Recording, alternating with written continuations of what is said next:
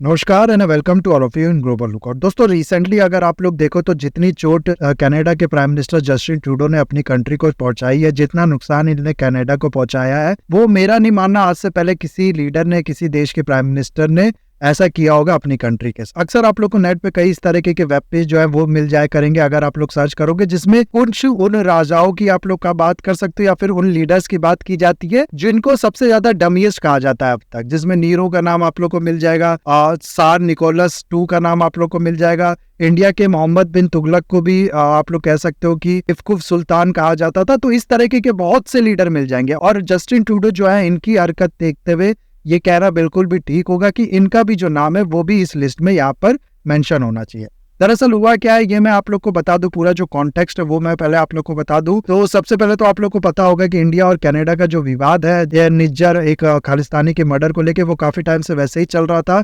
उसको लेके कोई भी कंट्री आप लोग कह सकते हो जस्टिन ट्रूडो को सपोर्ट कर नहीं रही थी। जस्टिन ट्रूडो को जो उम्मीद थी कि एटलीस्ट 5 कंट्रीज जो है वो इनको सपोर्ट करेगी, G7 कंट्रीज जो है वो इनको सपोर्ट करेंगी, लेकिन कुछ भी इनको इस तरीके से सपोर्ट मिला नहीं। पूरा आप लोग कह सकते हो खुद ही को आइसोलेशन फेस करना पड़ा। इनने अपनी एम्बेरसमेंट जो है, अपनी बेइज्जती जो है वो करा ली। जापान का कहना है कि जस्टिन ट्रूडो की जो गवर्नमेंट है और कनाडा की जो इस समय पॉलिसी है, इसको एक फॉरेन पॉलिसी रीसेट चाहिए, यानी कि इनकी जो फॉरेन पॉलिसी है इसमें इनको सुधार करना चाहिए। ने भी अपना कहा है कि हाँ, हम लोग डीपली कंसर्न है, लेकिन कुछ खास इसमें इंडिया का नाम आप लोग कह सकते हो लिया नहीं है। बांग्लादेश का अगर आप लोग देखो ना, तो आप लोग को मैं यहाँ पर बता दूं कि बांग्लादेश और कनाडा, बांग्लादेश आप लोग कह सकते हो कि कनाडा को वैसे ही उतना ज्यादा पसंद करता नहीं है, जिसका कारण अगर आप लोग देखो तो वो ये है कि बांग्लादेश के जो फाउंडर है मुजीबुर रहमान साहब जी, इनका मर्डर करने वाले जो लोग थे, इनका असैसिनेशन करने वाले जो लोग थे, उनको पनाह दी थी कनाडा ने, अपने यहाँ पर आप लोग कह सकते हो असाइलम दिया था। इसीलिए ये लोग, बांग्लादेशी जो लोग हैं, ये उतना कनाडा को पसंद करते नहीं है। और हुआ क्या कि आप लोग को पता होगा कि इसी बीच में इंडिया ने कनाडा को ये कह दिया कि कनाडा जो है वो सेफ हेवन बनता जा रहा है टेररिस्ट। और ये चीज अगर आप लोग जानते हो कि इंडिया ने सिर्फ आज से पहले पाकिस्तान को कहा है, पाकिस्तान के बाद इंडिया ने कनाडा पे भी ये इल्जाम लगा दिया। और इसी चीज को, बांग्लादेश का जो मैंने बताया उस चीज को देखते हुए बांग्लादेश ने भी सपोर्ट किया कि हाँ, ये बात सच है कि कनाडा जो है वो सेफ हेवन है फॉर टेररिस्ट। उसके अलावा श्रीलंका ने भी आप लोग कह सकते हो कि इंडिया को सपोर्ट किया इस चीज में। इंडिया, श्रीलंका के मिनिस्टर्स भी इस तरीके की बातें कर चुके हैं कि इंडिया सही कह रहा है, कनाडा ये गलत कर रहा है। इस तरीके की बहुत सी कंट्रीज अगर आप लोग देखोगे ना, वो इंडिया को सपोर्ट कर रही है इस चीज में। तो इस तरीके से तो जस्टिन ट्रूडो ने जो एम्बेरसमेंट कराई अपनी कंट्री की, वो अलग चीज है। उसके अलावा क्या हुआ ना, मैं आप लोग को यहाँ पर बताता हूँ कि जस्टिन ट्रूडो ने या फिर इनकी गवर्नमेंट ने, इनकी पार्टी ने, आप लोग कह सकते हो कुछ ऐसा किया है जिसके बाद जो कनाडा का पार्लियामेंट है, उसके हाउस ऑफ कॉमन के स्पीकर जो है, उनको सामने आके सरेआम सबके सामने आप लोग कह सकते हो जितने भी एमपीज वगैरह थे हाउस में, उनके सामने माफी मांगनी पड़ी है। And I'm deeply sorry that I've offended many with my gesture and remarks. Justin Trudeau से भी यही कहा जा रहा है कि आप भी माफी मांगो इस चीज के लिए, लेकिन जस्टिन ट्रूडो ने अभी तक माफी नहीं मांगी है, खाली ये कहा है कि ये चीज बहुत ज्यादा एम्बेरसमेंट वाली है। और इसके अलावा पोलैंड हो गया, इजराइल हो गया, रशिया हो गया, या फिर दुनिया भर के जो ज्यूस है वो भी जस्टिन ट्रूडो को कह रहे हैं या फिर कनाडा को कह रहे हैं कि उसको इस चीज पे माफी मांगना चाहिए।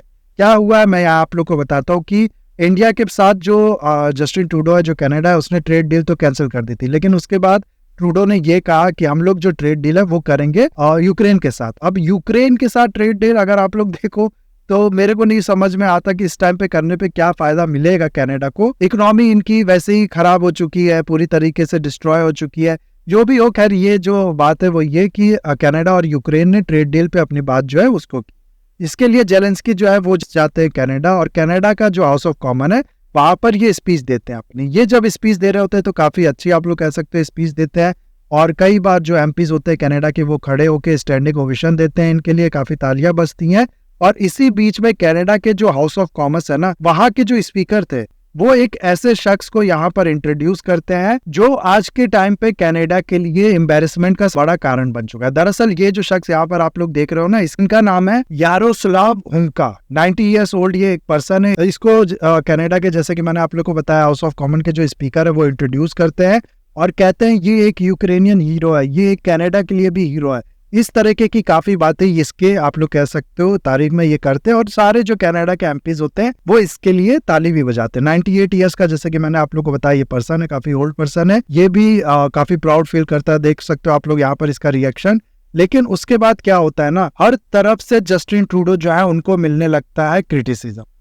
को रिजाइन करने के लिए भी कहा जाता है। आप लोग कह सकते हो कि कनाडा के जो खुद के एमपीज है वो इसको काफी ज्यादा एम्बेरसिंग बताते हैं। और जैसा कि मैंने आप लोग को बताया कि रशिया हो गया और पोलैंड हो गया, इजराइल हो गया, इस तरीके की बहुत सी कंट्री आप लोग देखोगे ना, तो वो इस चीज पे कहती है कि कनाडा को माफी मांगना। जस्टिन ट्रूडो ने ये अब इस चीज में दो आप लोग कह सकते हो जो फॉर्मूला है वो अपनाया। सबसे पहले तो जस्टिन ट्रूडो क्या कर रहे हैं, ये पूरा इल्जाम उठा के डाल दे रहे हैं स्पीकर पे, हाउस ऑफ कॉमन के जो स्पीकर है उन पे, और ये कह रहे हैं कि मेरे को कुछ पता ही नहीं था कौन आने वाला है, कौन गेस्ट है, इस तरीके की बातें ये करने वाले, जो कि बहुत ही ज्यादा इम्प्रैक्टिकल बात है, आप ऐसा कह सकते। उसके अलावा फिर दूसरा ये क्या कर रहे हैं, दूसरा ये कह रहे हैं कि जो रशिया का डिस इन्फॉर्मेशन कैंपेन है पूरा ब्लेम उस पे लगा दे रहे हैं कि ये रशिया की चाल है, रशिया जो है वो कनाडा को बदनाम करना चाहता है, इसलिए इस तरीके का डिस इन्फॉर्मेशन कैंपेन जो है उसको प्रमोट कर रहा है। अब इस चीज पे अगर आप लोग देखो ना, तो कनाडा के जो लोग हैं वही जस्टिन ट्रूडो को क्रिटिसाइज कर रहे हैं, इस बात पे बिल्कुल भी वो विश्वास नहीं कर रहे हैं। उनका कहना है कि हर वो चीज जिसपे जस्टिन ट्रूडो जो है उनको एम्बेरसमेंट फील हो, उनको आप लोग कह सकते हो कि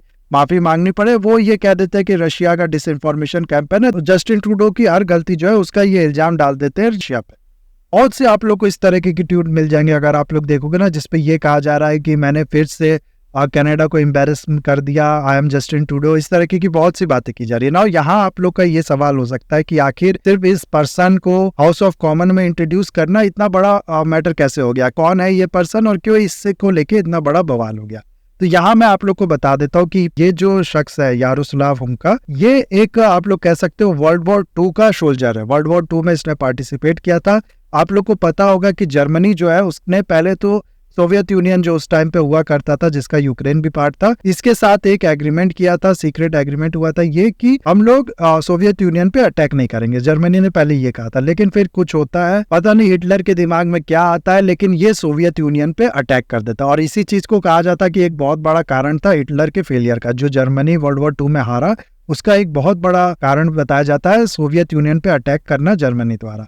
खैर ये जो अटैक है ये सोवियत यूनियन पे कर देते हैं, और उस टाइम जैसा कि मैंने आप लोगों को बताया यूक्रेन भी जो था वो सोवियत यूनियन का पार्ट हुआ करता था। लेकिन यूक्रेन में क्या था ना, बहुत से लोग ऐसे थे, खासकर से जो वेस्टर्न पार्ट था यूक्रेन का, वहां के लोग ऐसे थे जो कि नहीं चाहते थे सोवियत यूनियन का पार्ट होना। ये सोवियत यूनियन से बहुत ज्यादा हेट करते थे, इंडिपेंडेंट स्टेट जो है वो ये बनाना चाहते थे। तो इसीलिए आप लोग कह सकते हो कि जर्मनी ने जब ये अटैक किया ना सोवियत यूनियन पे, तो यूक्रेन वालों ने खुद से जो कि सोवियत यूनियन का पार्ट था, उसने खुद से ये कहा कि हम भी जर्मनी को, नाजी जर्मनी को सपोर्ट करेंगे। और यूक्रेन के जो लोग थे, जो भी सिविलियंस थे या फिर जो भी सोल्जर्स थे, वो नाजी आर्मी में इनरोल हुए थे। उसी में से एक शख्स था ये यारोस्लाव हुमका, जो कि 14th weapon SS grenade division जो था नाजी जर्मनी का, उसका ये सोल्जर था।